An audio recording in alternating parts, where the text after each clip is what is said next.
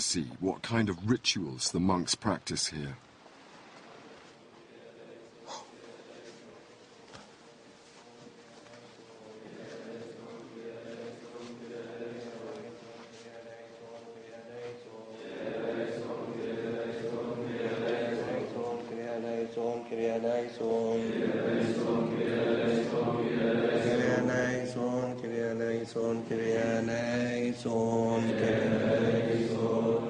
Christianity came here with St. Mark from the Holy Land in the 1st century, and it flourished all over Egypt until the rise of Islam in the 7th century.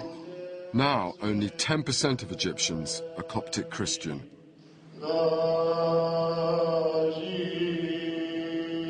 There are many aspects to the service that I recognize, and many that are strange to me, especially the prostration in prayer that stems back to the earliest Christian practice.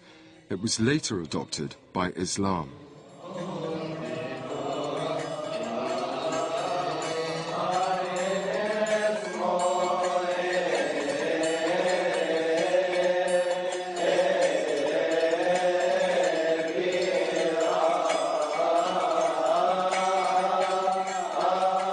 I find it all strangely beguiling,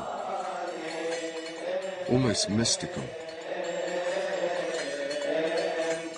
It really is a world away from my own Protestant tradition.